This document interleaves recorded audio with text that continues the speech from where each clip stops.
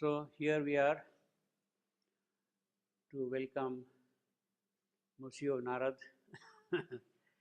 He is coming all the way from paradise and visiting Ashwapati in Madra. He is coming on a very significant mission. He is coming with a significant task to perform. Narad is a celestial being. He is a heavenly being, and according to the Indian descriptions about Narad, he does visit Earth on certain crucial occasions. At certain crucial junctures, he comes here. He has something very significant always to do to promote the prospects of the earth. He comes in that context.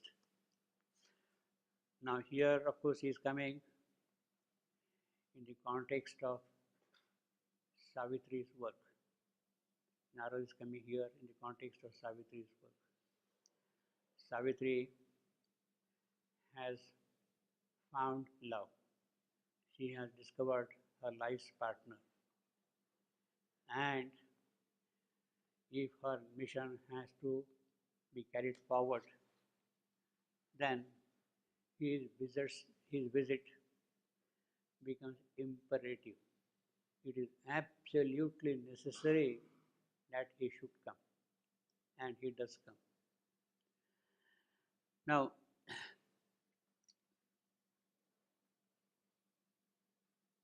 in one of his letters, Sri Aurobindo says that Mother saw Narad once on a borderline between overmind and supermind. Narad's station is between overmind and supermind. It is on this side, not on that, which is very fortunate for us that it is on this side, not on that side. Fortunate in the sense that there is no mechanism, there is no process by which a transcendental being can appear physically on earth. From the worlds of Satchidananda, if somebody wants to come here, there is no mechanism by which he can materialize and present himself in person to you here. So that way, we are fortunate that he is on this side, not on that side. And I will narrate a small story about Narad, which is very important also in other contexts, not in the context of Savitri. That we shall of course see, but in other context, how Narad brings something deeply spiritual, something which is going to promote certain types of prosperity. Generally, in the later Indian traditions, Narad is described as a mischievous person. The arrival of Narad to your house would mean some calamity is going to fall on you. Narad is coming, means some calamity is going to fall on you. And in a certain sense, that is also going to happen in the present context. Narad is coming here and he is going to tell very frankly, very bluntly, look, Savitri, you have chosen this boy for your husband, but what are you doing? He is going to die 1 year after marriage. So that is the kind of a mischief, if you see it from that angle. But it is loaded with tremendous consequences. It is charged like a light in a diamond. What he says that, you see, it is fully luminescent, dazzling. When he says, Satyavan, it is decreed that Satyavan must die after 1 year. It has a kind of a diamond charge in that. And all the future will open out with that thing. One of the illustrative stories which occurs to me immediately is about Nara's visit to Shiva. On one particular occasion, Narad pays a visit to Shiva in Kailash mountain. And what he does is he carries a very beautiful, sweet, and ripe mango as a present to Shiva. And of course, he goes there, he's received, and all that kind of a thing happens there. And he offers the mango to Shiva. Now, Shiva is in a dilemma. Shiva has two sons, Kartikeya and Ganesha. So now Shiva is wondering what to do with this mango. To whom should I give this mango? Should I give it to this boy or to that boy? Of course, he can't eat it himself, nor he would like to share that thing in the entire family. He, his wife, and two children. He wants to give that thing to somebody, Shiva. So Shiva devises a trick. He says that, look, boys, let me see who will go around the world and come first. Here, back here. He will be the claimer of the mango. So he puts a race there, you see, with that. And then immediately Kartikeya takes his peacock, rides the peacock, and starts moving all around here and there, everywhere in the world, to circle the entire world and come here. But Ganesha is a clever person. He said that for me, the whole world is my parents. So he simply circles around them. Simply circles around him, circumambulate. He says, look, these are all my world. I don't have anything else to do. So please give me my mango, you see. Now, the consequence is when after some time Kartikeya comes back, Skanda comes back and finds that his brother has already claimed the mango, this fellow gets desperate. He walks away from the house and goes to do tapasya. He says, forget about all that thing, let me go and meditate and do penance and tapasya and spiritual practices and that. Now, the way in which I look at the story is something like this. Yes, the transcendental divine, he is all the world for you. Here are my parents, and if I worship them, it means that I have really done this circumambulation around the whole world. I don't have to bother about that kind of a thing. Everything is there in the transcendent. But the other aspect is to go into the details of manifestation. See each and every aspect in this creation. Here, here, here, here. Divine is here, divine is here, divine is here, divine is here, divine is here, divine is here. That aspect of detailed realization of the divine everywhere is, in my opinion, more important in the context of the physical work which the divine has to do on the earth. And that is exactly what Skanda has done, Kartikeya has done. He is more interested in the material creation, in the vital creation, in the material creation. Every detail of it he should know minutely, fully. And that is what the circumambulation means for him. And therefore, in a strictest sense, he should be the greater claimant for the mango. It is in that direction he should move things on, you see. simply circulating around, so going around your parents. All right, divine is there, beautiful, fine, sweet, okay, but then you have not really seen the aspects of his manifestation. And the crux of the matter lies there. So, in that sense, it is this minuteness of observation is what we would see in the case of Narad. Every little detail and all that kind of a thing, you see.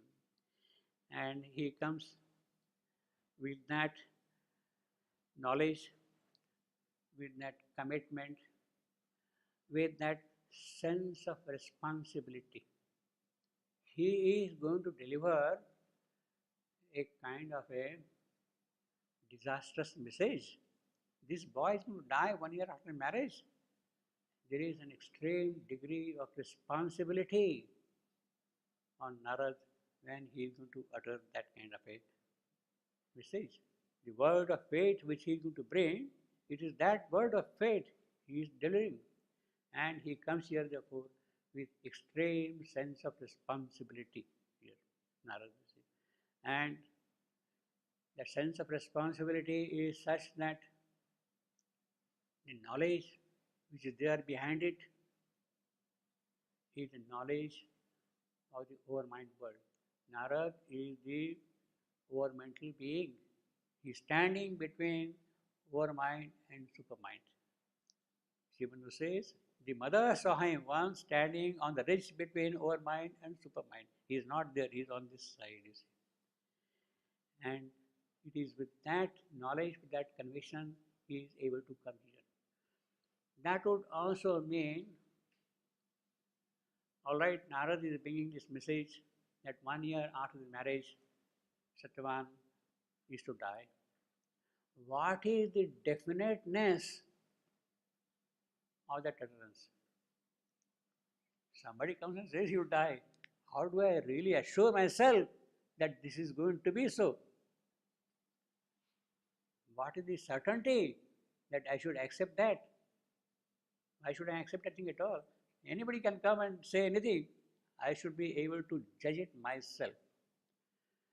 And it is that discernment which is important both in the case of Savitri's father, Ashwapati, and Savitri herself.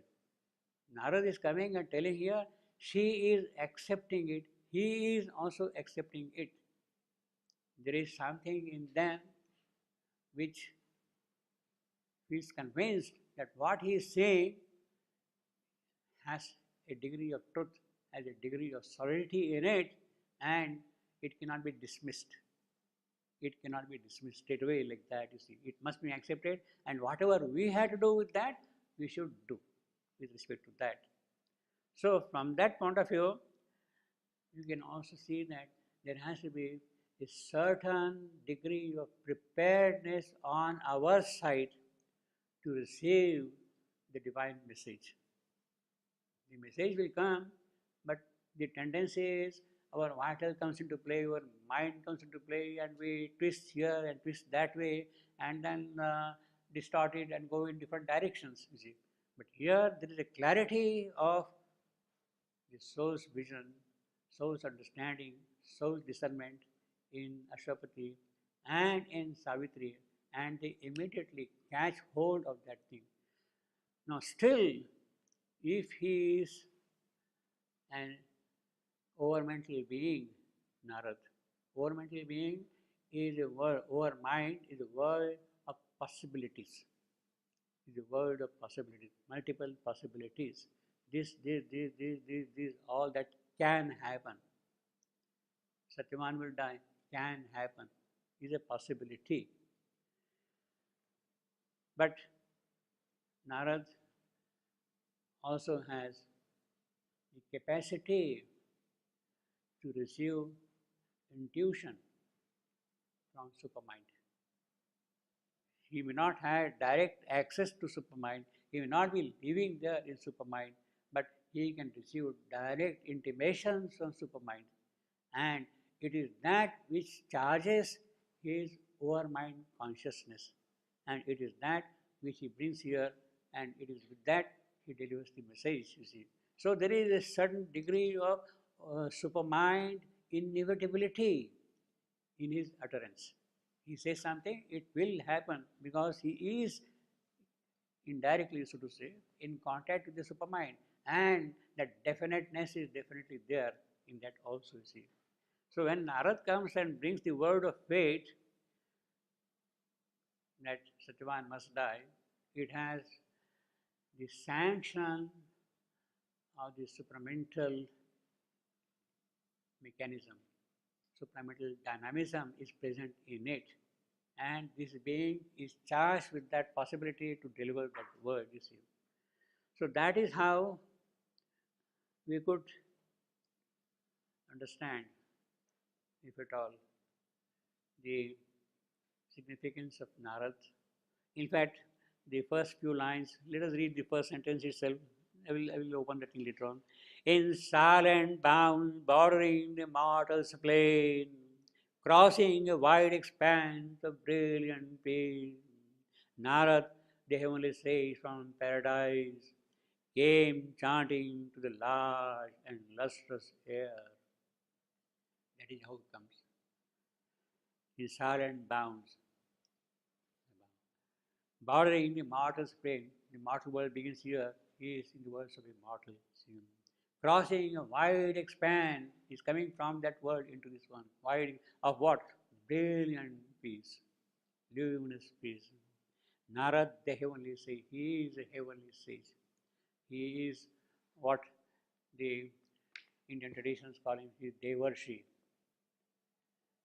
He is a celestial being, Devarshi. And he comes with that knowledge, you see. Heavenly sage from paradise. Paradise, he is the abode of Vishnu's home. He stays in the paradise of Vishnu. Narad is the devotee of Vishnu. And wherever he goes, he keeps on chanting all the while the name of Vishnu.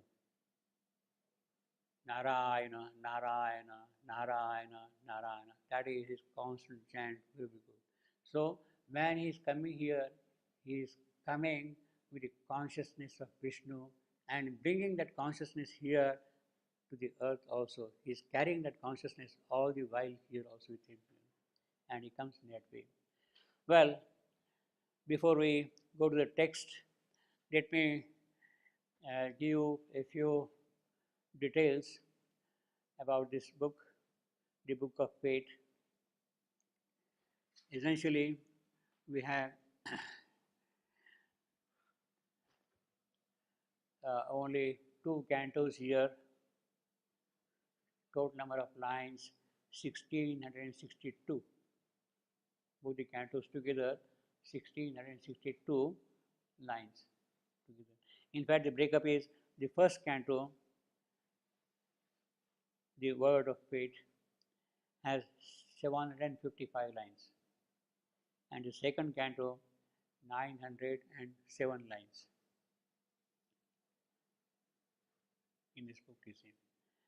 Then, in terms of our sentences, number of sentences, what we have got, this whole canto, first canto, it has in all 201 sentences.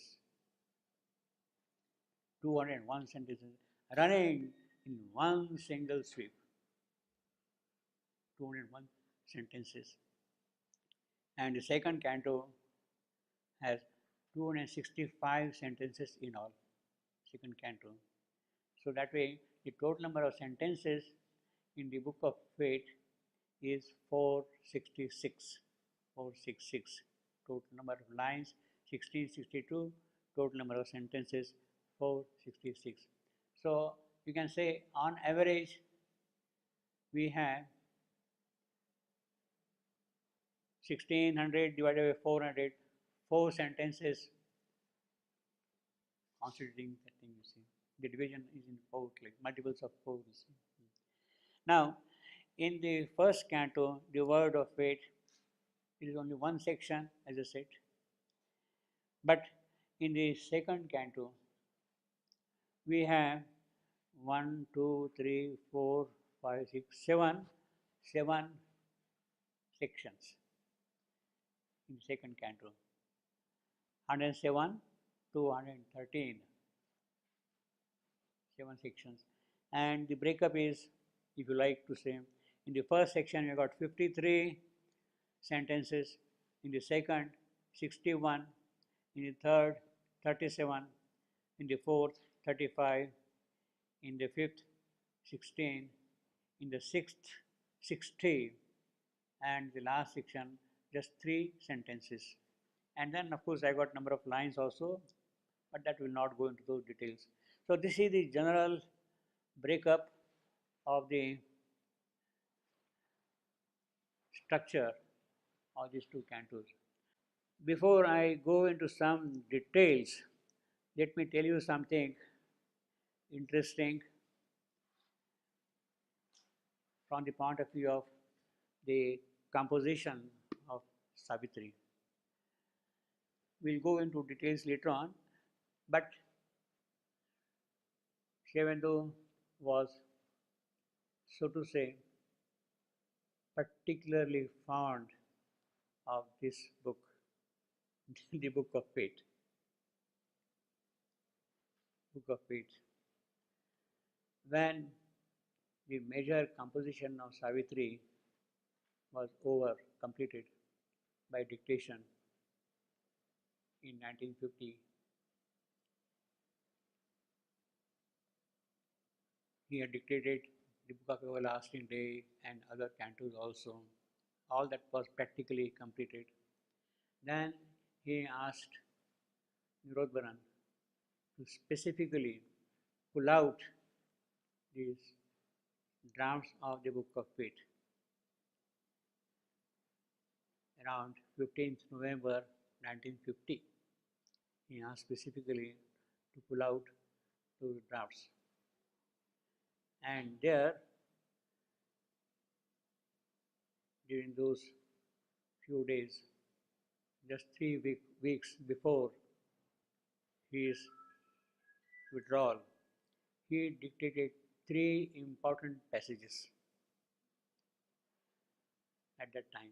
The first passage is the 3-line passage, 108, 40, 108, 41. That is the first passage. He dictated in the entire course of the whole text being read out to him these 3 lines at this point.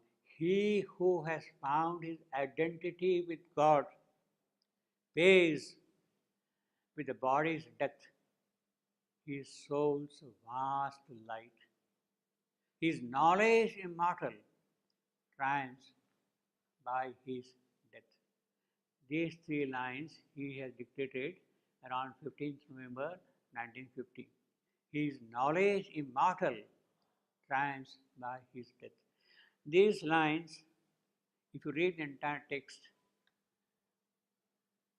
are seamlessly woven into the entire description of the crucifixion of Christ.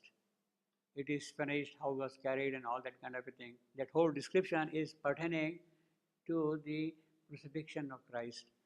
The earlier sentence, you see, 108.38, it is finished, the dread mysterious sacrifice. It is finished, that is a phrase from Bible, St. John. He is standing on the cross and this pound of vinegar was given to him and Christ is about to collapse and he utters the phrase, it is finished. At that point, it is finished. Now, it is finished, of course, could mean in the immediate context that the vinegar, the drink which he wanted, that is over, and perhaps he wanted more. Perhaps he wanted more. Or if you want to see esoterically, symbolically, it means that the work for which I had come here is done, is over. And now I can walk away, I can go. It is finished. My job is done. Whatever I had to accomplish, I accomplished. And I am going back now, you see. It could be that also. It is finished, you see. Now it is in that context we have these three. He who has found his identity with God, that of course refers to Christ, identity with God, pays with the body's death his soul's vast light. He sacrificed himself. For what? He does it, but then what happens? He triumphs by his death. By his death he triumphs. Now, in a certain sense, if you want to be very clever, we can say that there was absolutely no necessity for adding these three lines around 15th November 1950. The description is plain. If you omit those lines from the passage reads very beautifully. It doesn't need anything additional. You see, it doesn't need anything additional at all. But this line is autobiographical. Sri Aurobindo has taken the decision to withdraw. In 3 weeks, will withdraw. And it is in that autobiographical context, he is deliberately adding these three lines. He is adding these three lines. And then the important line is this: his knowledge immortal triumphs by his death. This is definitely a line referring to Sri Aurobindo himself.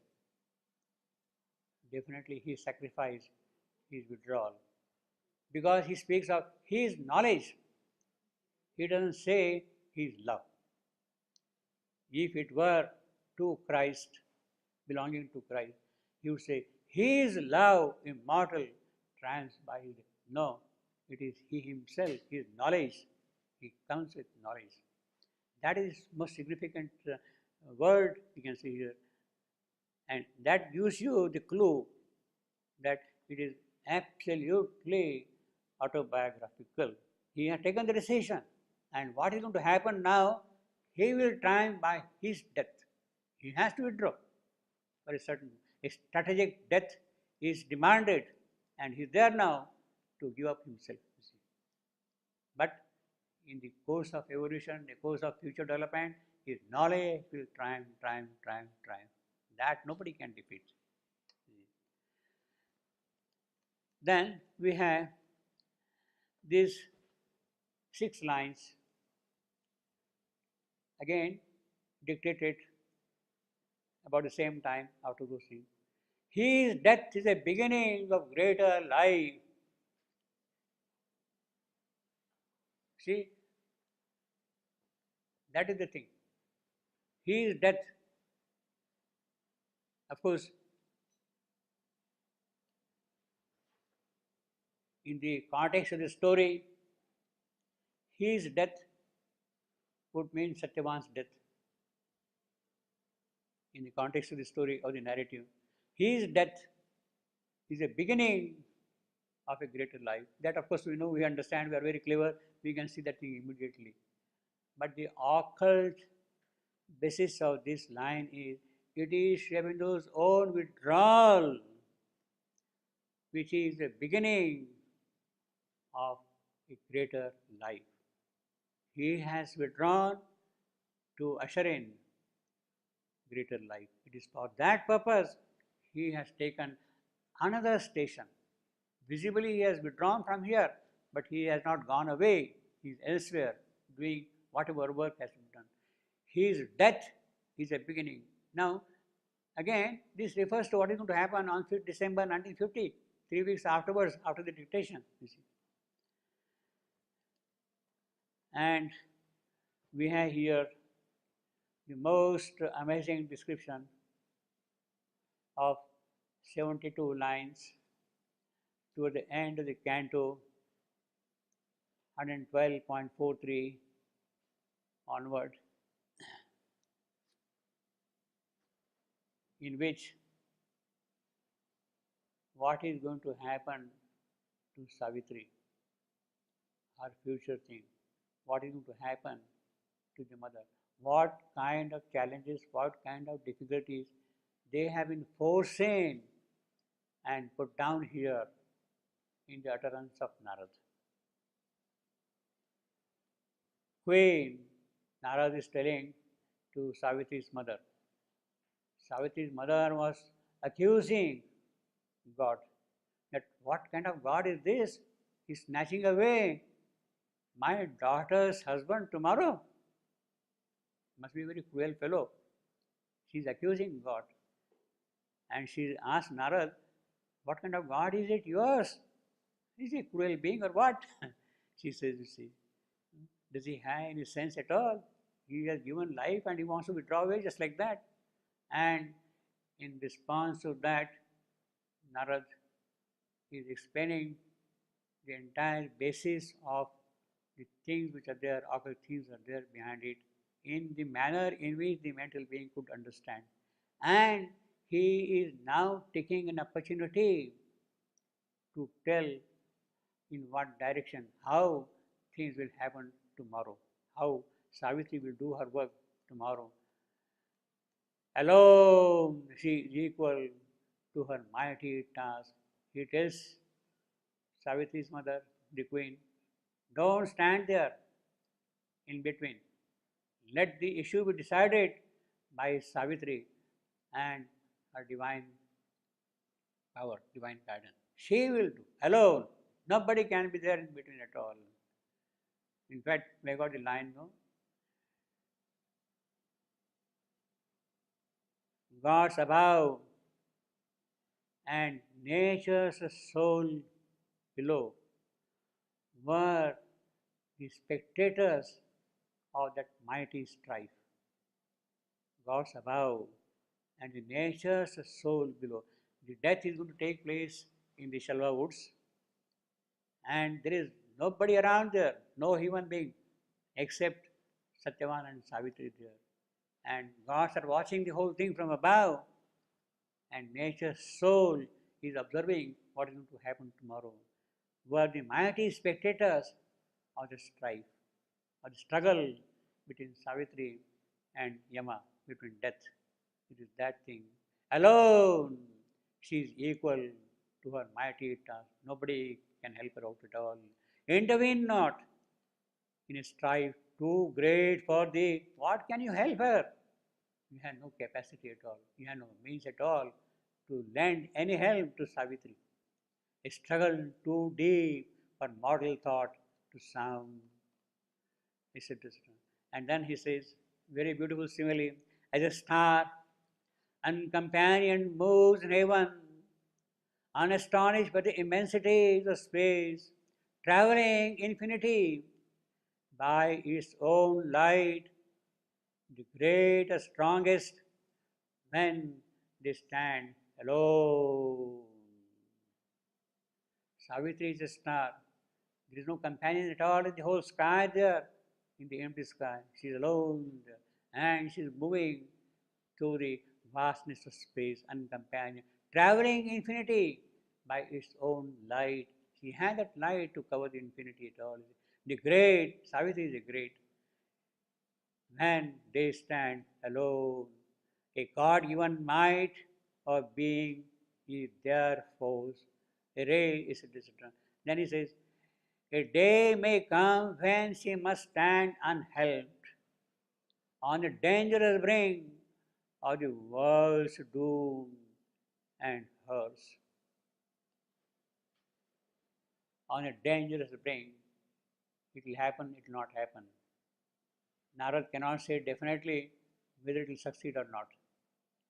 He can only say she is standing on a dangerous brink. That is all he can say, because he is an overmental being. He has no definite knowledge. Yes, this will definitely happen. That he can't say, you see. That possibility is there. That is what he is saying here.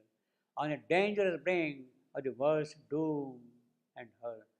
In fact, that is exactly what we have in the agenda, Mother's agenda. The way she was fighting out the battle of the physical, The mother was fighting out the battle, the physical, and the agony, the pain she had to bear. That is something of this kind. World's doom and hers. This is, in that sense, already previsioning the difficulties of the physical transformation. Previsioning the difficulties of the physical transformation. She alone can stand. Nobody else. A day may come. This is what happened during the 60s, late 60s to the mother. She must stand unheld. Who can help?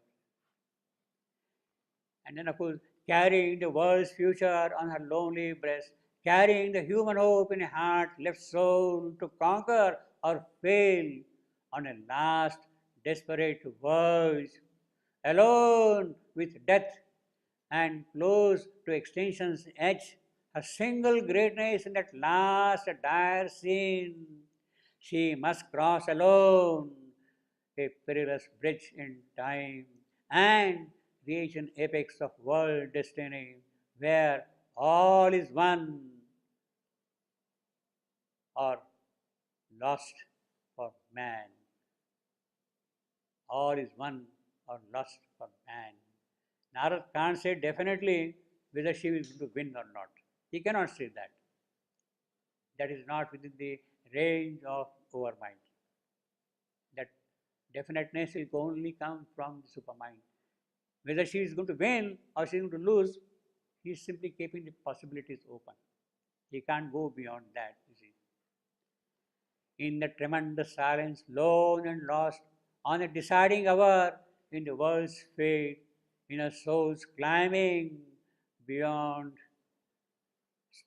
sorry, in a soul's climbing beyond martyr time, when she stands soul with death or soul with God, soul with death or soul with God.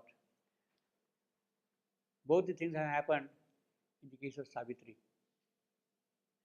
Savitri was confronting death face to face, alone, absolutely. Savitri was confronting God in the everlasting day, in book 11. She was throwing a challenge to Savitri. Both death and God she has to meet. And then she has to keep on fighting, even with God. Look, I am not going to give up my aim, my objective, my mission, my work, my happiness is connected entirely with the soul of the earth. All that I do is for the sake of the soul of the earth. You give it or don't give it. But I am not going to budge from that. This is what she is going to argue with God. And she does it. And then, of course, she wins the boons. The boon of Krishna and Kali following her as she comes back to the earth.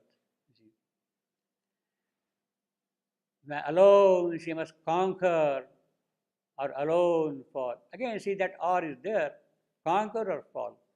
That is the aspect of Nara's over mind knowledge. You see, that or is important. You see, no human aid can reach her in that hour. No armored God stands shining at her side.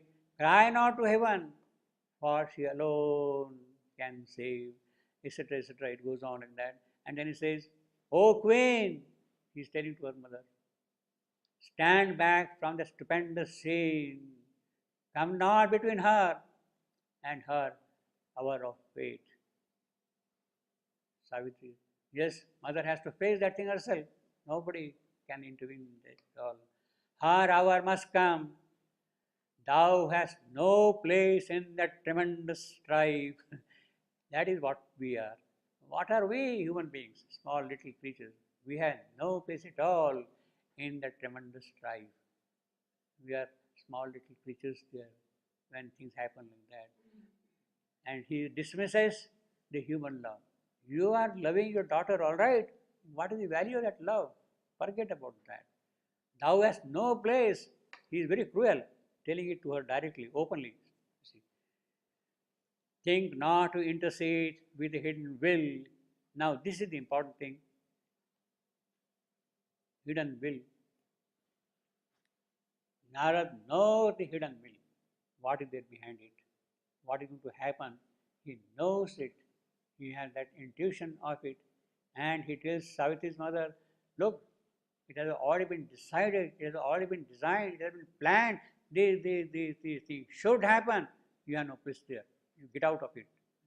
Clear the way, see. And then the last sentence which it says is, leave her to her mighty self and fate. He is telling Savitri's mother, Malati, that is the name of Savitri's mother in the Mahabharata, Malati, Malati. She is not named here, she is simply called Queen. Leave her to her mighty self and fate. So, this is absolutely the last line dictated by Sri Aurobindo around 15th November 1950. Absolutely the last line. And the last word which he uttered in Savitri is fate. The last word he utters is fate in Savitri. Just 3 weeks before it. And then it closes with that, so to say.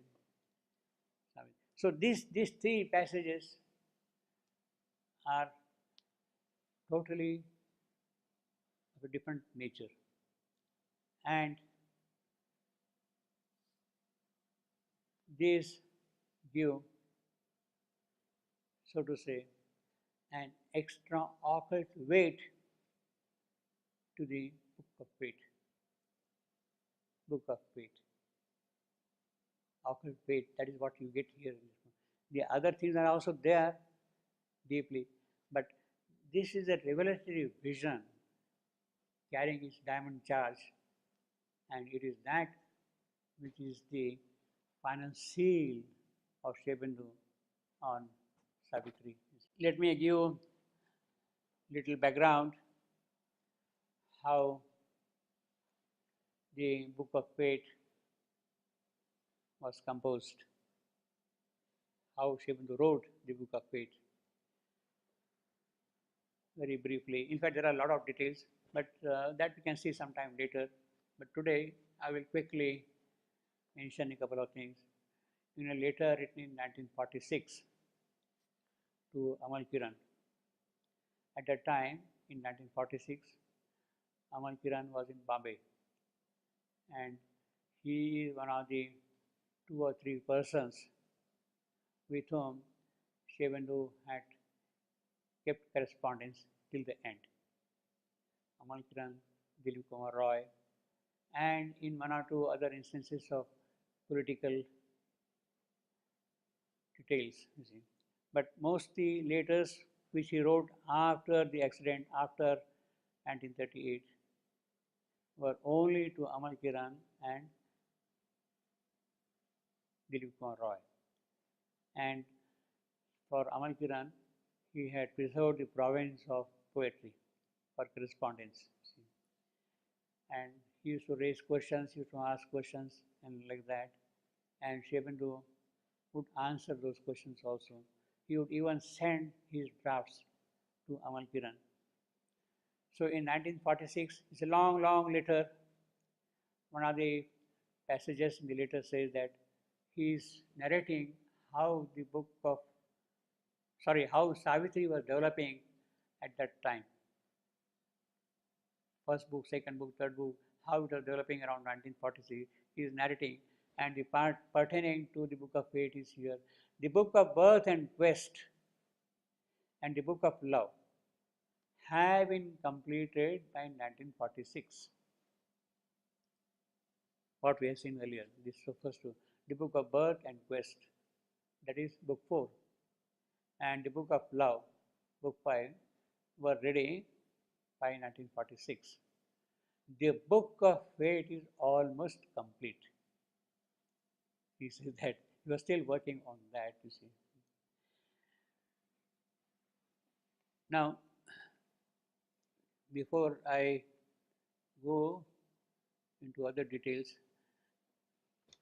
Let me show you here a sample of the manuscript of the Book of Fate. See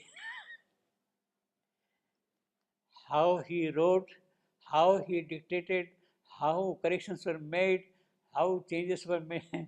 It is an impossible job. It is an impossible job, you see. You can very clearly see Sri Aurobindo handwriting here.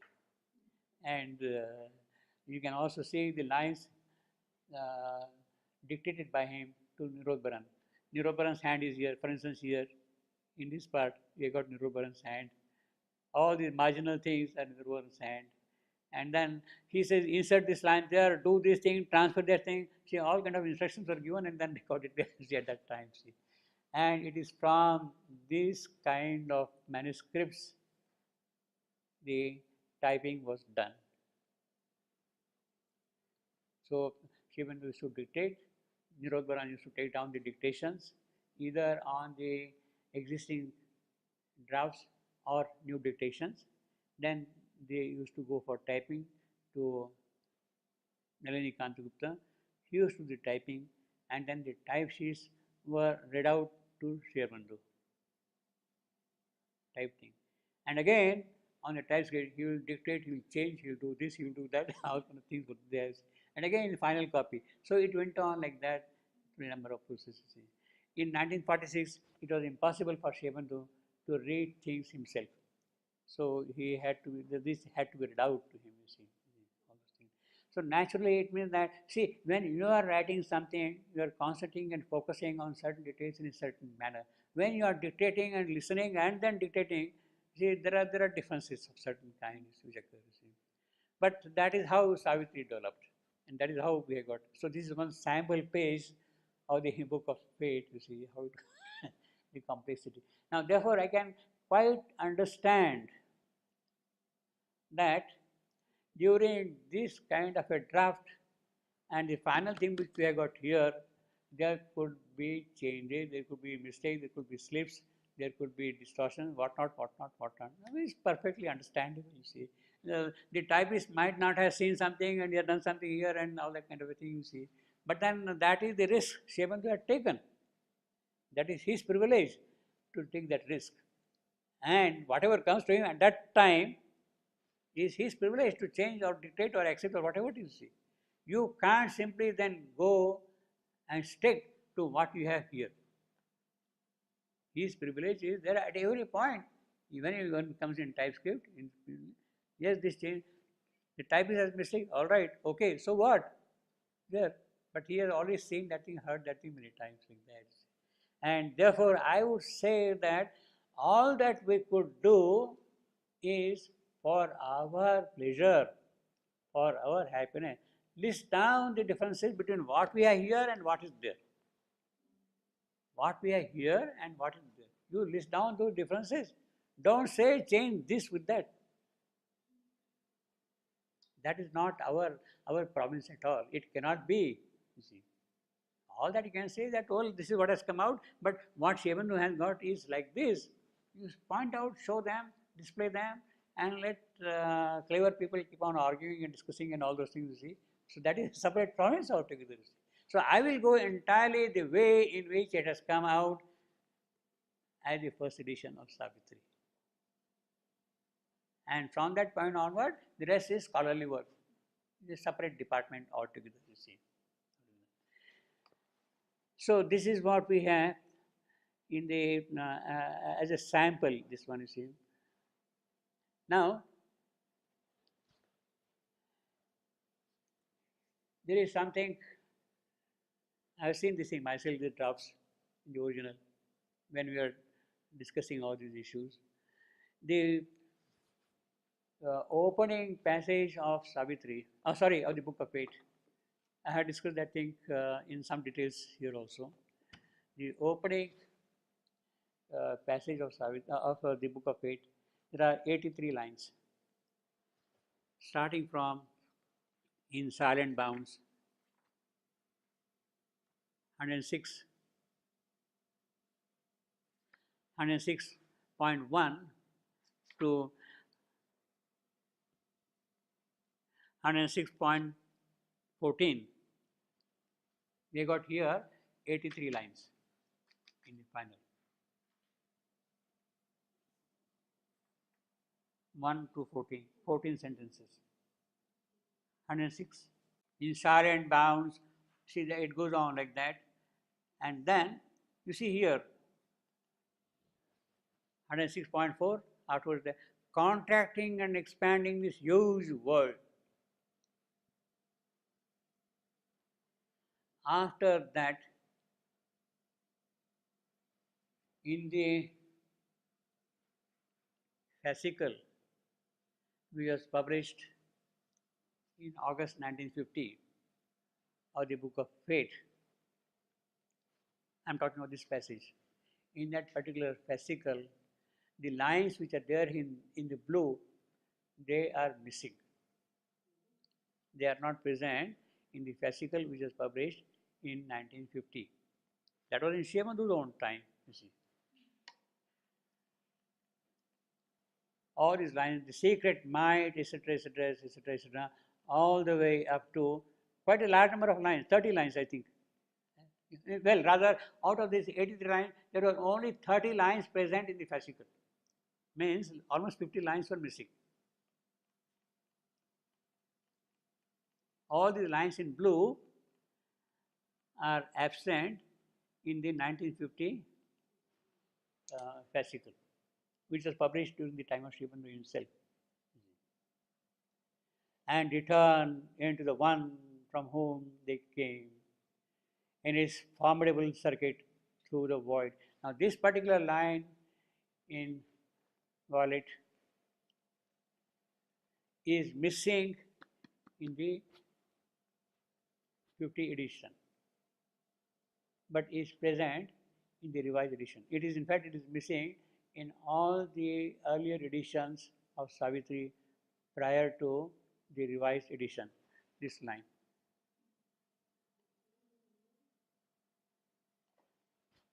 So, from that line to this line are not present in the fascicle, but fortunately, immediately, somehow, I don't know how, somehow,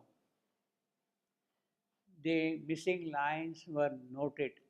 Something was felt uneasy, and then they checked the manuscript again, and they restored in this edition all those missing lines from the fascicle in 1950 itself, you see. So when the first edition of Savitri came, you have all these lines except this line. It is formidable circuit through the void. Except that line, all the other lines are present in the 50 edition.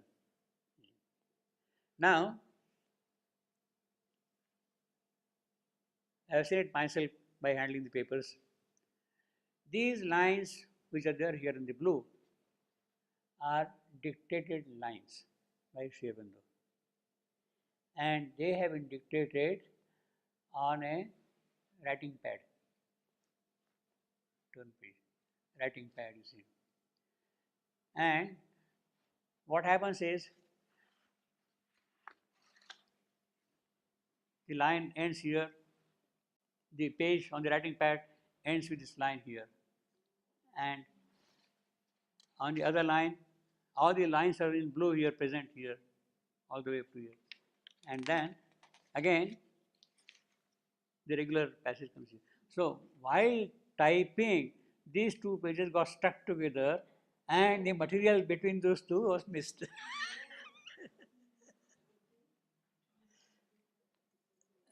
The material in between those blue lines were missed while typing, you see. And that is how it got printed also, you see. But immediately that was noticed, and the lines which are missing, they have been restored in the final version, you see. And the pad is like that. You are turning pages, and while turning, okay, two pages got turned together, you see. So all those lines were missing, that you see. That is how those blue lines are absent in that, you see. But then they have come back also, you see. So these are the hazards through which Savitri progressed. So these are some of the intricacies of Savitri composition, and as she has shown you that manuscript also one, how complex the whole thing is, you see. And it can happen, all kind of things can happen, you see. This is a fairly long one. We will not go into these details of how the Book of Fate was composed and all that. After editing the revision of the manuscripts of Book 4 and Book 5, she happened to turn to Book 6 in the Book of Fate.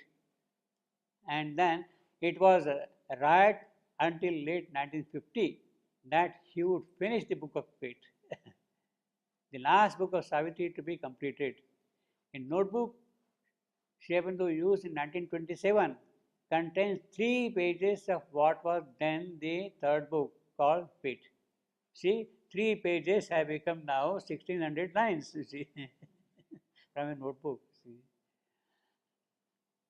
Otherwise, almost no evidence has been found that he worked on any book after the Book of Law.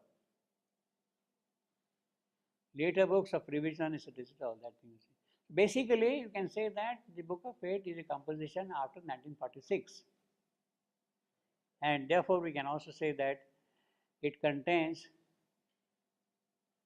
the maturest spiritual philosophy, spiritual vision, the occult charge in the Book of Fate. Not the earlier trials and attempts. These details you can see sometime later on, but they are there.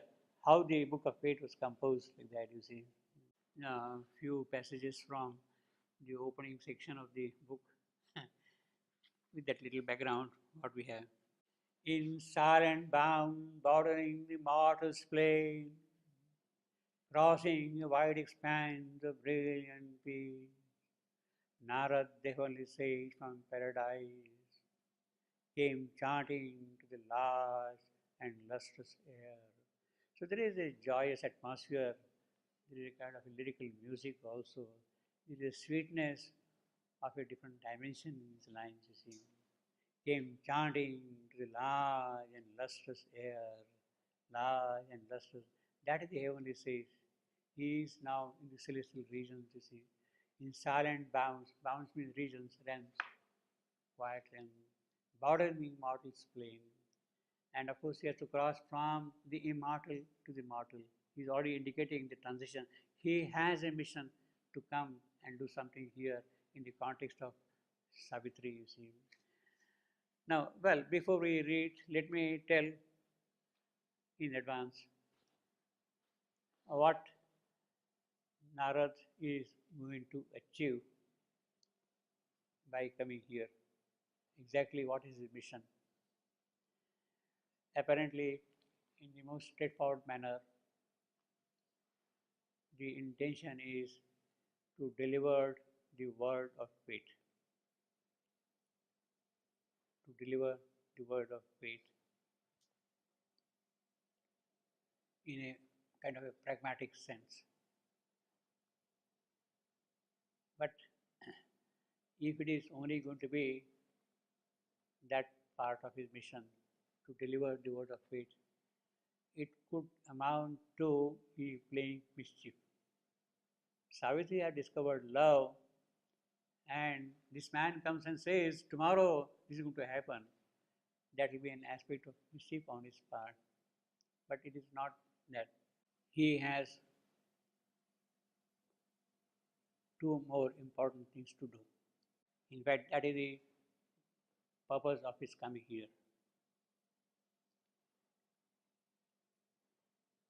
The purpose is he comes here to make the will of Savitri form.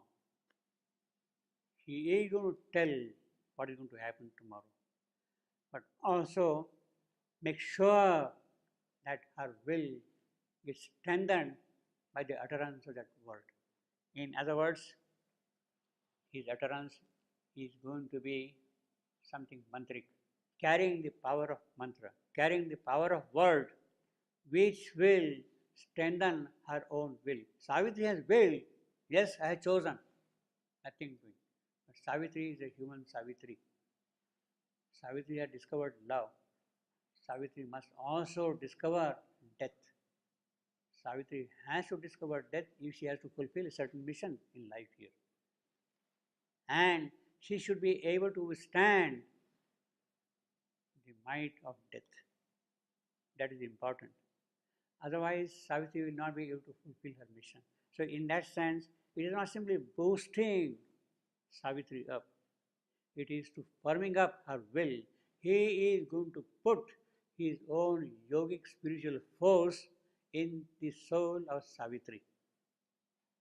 When Narada is uttering something, he is putting his own force in the soul of Savitri.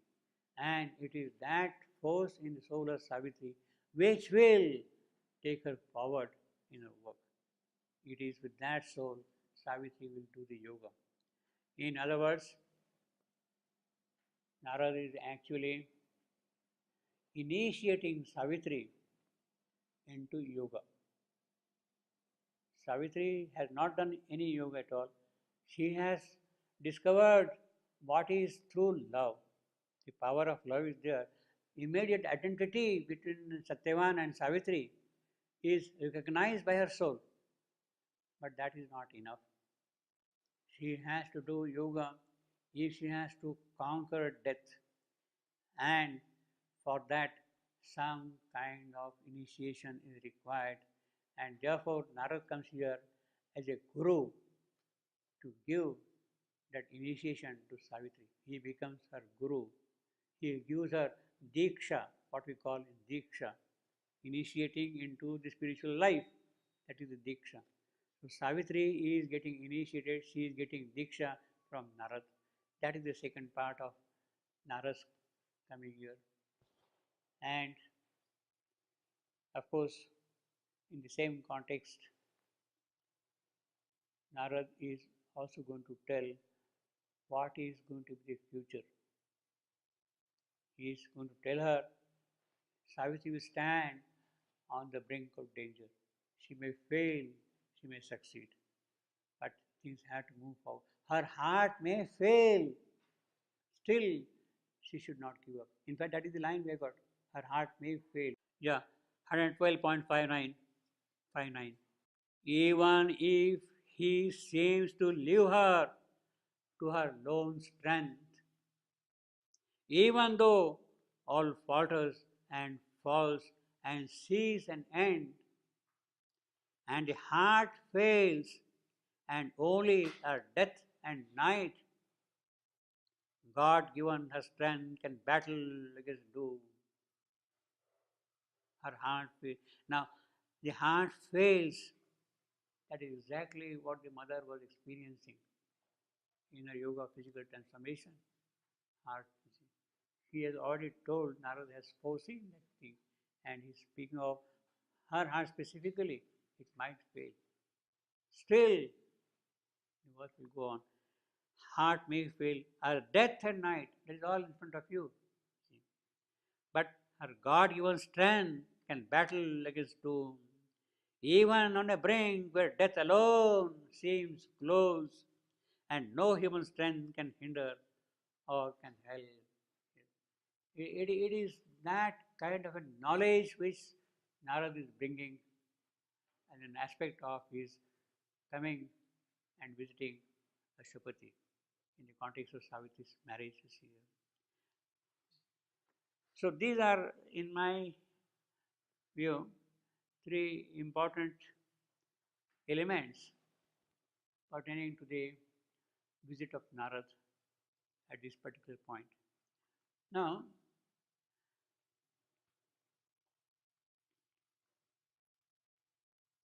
Narad is coming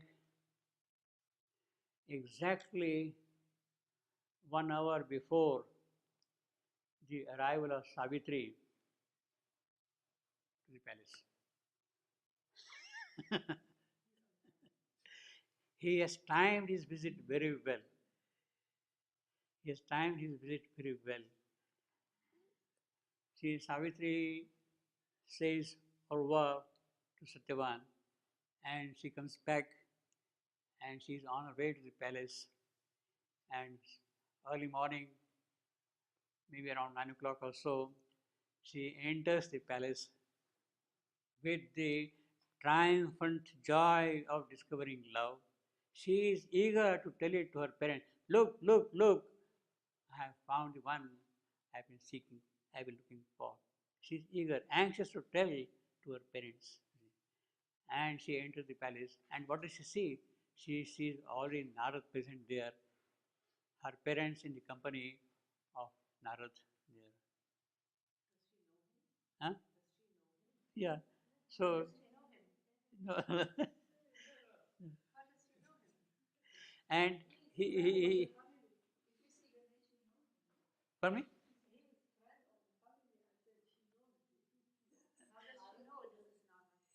Yeah, yeah. How does she know? Yeah, yeah. Well, okay, we'll see that. I will tell you. Yeah. Now, yeah, I will tell you in a minute. Now, basically, the point is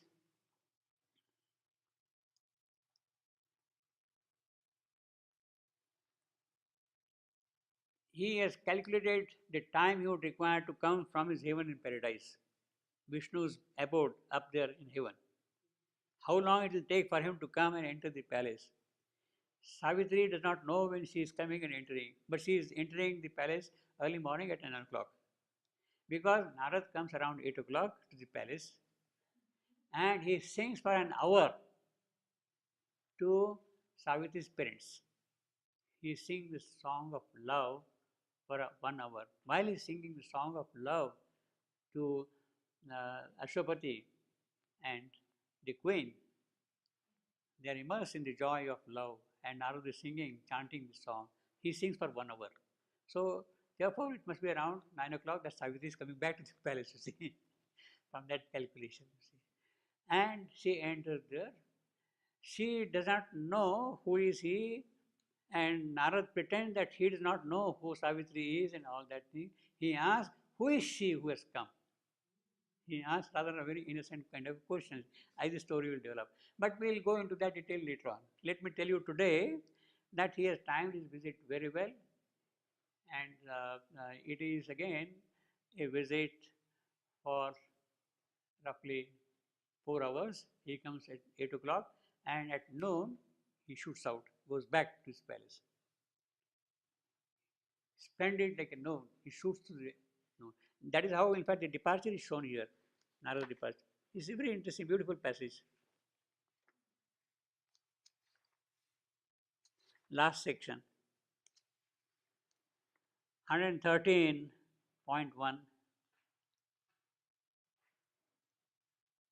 113.1. Whatever Narada had to say, he has said. Leave her to her mighty self and fate. He has uttered the last word. And then he said, he spoke and ceased and left the earthly scene. Away from the strife and suffering on our globe, he turned towards his far off blissful home. That is Vaikuntha, Vishnu's abode. A brilliant arrow pointing straight to heaven. He's shooting out like a rocket straight to heaven. It's the arrow, heaven. The luminous body of the eternal seer assailed the purple glory of the noon. It is at the noon that he is shooting out into the sky. And therefore, we can say easily that he must have come around 8 o'clock, sang for 1 hour, and then the discussion follows afterwards, you see, all those things. From 9 to 12, all these things happen. At 12 o'clock, he goes back, you see. Eternal noon. Pardon me? Purple noon. No, as I said earlier, this noon, this noon is very important. We have seen a number of places noon because it is at this noon hour that Satyavan is to die. The hour is fixed, noon. So everywhere the poet is consistently maintaining the time sequence, the time lock. He is maintaining, keeping it intact, full, you see. He is not mixing up things at all, you see.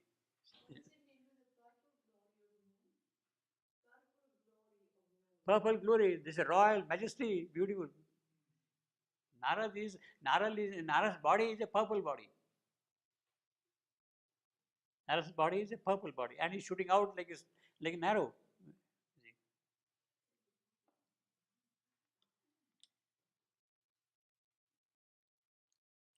Purple glory of the noon, and disappeared like a receding star, etc. Like a star, you see. Vanishing into the light of the unseen. He has vanished, gone away into the invisible. But still a cry was heard in the infinite. So he has gone away, but the song which you are singing, it is echoing, reverberating, constantly it is coming in. Also. But still a cry was heard in the infinite, and still to the listening soul on mortal earth, a high and far imperishable voice chanted the anthem of eternal love. That is what Narad is, chanting the song of love. That is the bhakti of Narad for his God Vishnu. Narad is anthem of love. Wherever he goes, he will sing the glory of Vishnu, his love for the entire creation. So that is how we could fix up certain uh, time details of Naras coming and going like that, you see. And known as said is significant. Now, when Narad is coming from heaven and entering the palace hall, Narad has a heavenly body, spiritual body, the purple body. And when he enters the hall, the palace hall, he is taking up the physical body. He is not coming in the spiritual body. He is presenting himself like a person in flesh and blood. In other words, there has to be a transition from the spiritual body to the physical body. While coming down from the spiritual planes, Nara's spiritual body undergoes a change and becomes the gross physical body while he is entering into the palace. Now, how he does, that description is there, that we'll see next time. How he does by the process of the Sankhya philosophy. Sankhya philosophy describes the materialization of the spiritual. How the spiritual can become material. There is a process by which that can happen. And Narad has that capacity, that knowledge, that command over the occult mechanism of transforming the spiritual into the physical. He has that. By spiritual will, he can do that thing. And the mother says it is a very difficult and painful process of taking the physical body from the spiritual body is a very difficult and painful process. Now, Narad is willing to do that, to undergo that change from the spiritual to the physical, undergoing that painful and difficult process. Because he has in his soul the mission of his Vishnu. Narad, you have to go and deliver this message. You have to do this work. You are my messenger. You have to carry this thing onward. You have to deliver this message for a certain purpose, for my work.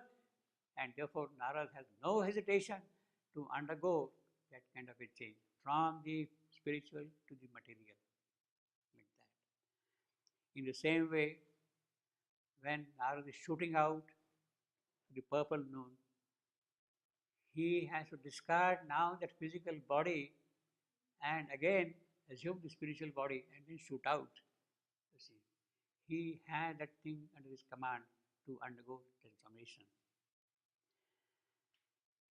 In other words, there is a tremendous spiritual will in him by which he can accomplish such a change, such a transition from the physical to the spiritual and spiritual to physical. But then the question would arise, why can't that happen now? Why all this physical process, transformation, this thing, that thing, etc., etc., all that, you see. The Means Narad is coming here, well, let everybody come here and do like that. Forget about all this painful process of that thing, you see. That would be very easy sort of a thing. But it doesn't have a permanent base in that. Narad cannot stay here permanently like that. His will is for a certain purpose, for a certain function. Once that is done, he cannot stay here. He has to go back. You see. He has to go back. You see. It is necessary.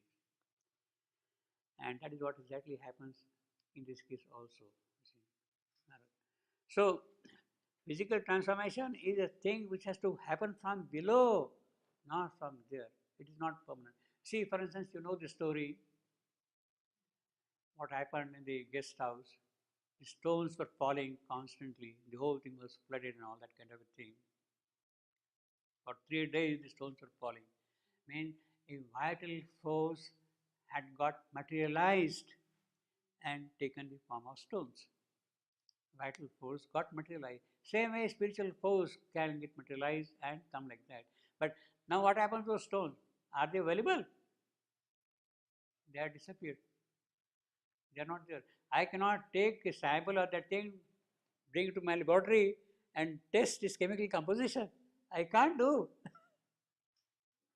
I can't do that. Those stones have disappeared because the vital force which was there, when it is withdrawn, they exist no more. They exist no more. That is the occult chemistry. It happens that. So all the stones have disappeared immediately. In fact, they are no business to be there, you see, afterwards. You see. So Narad has done his job and he has to go back.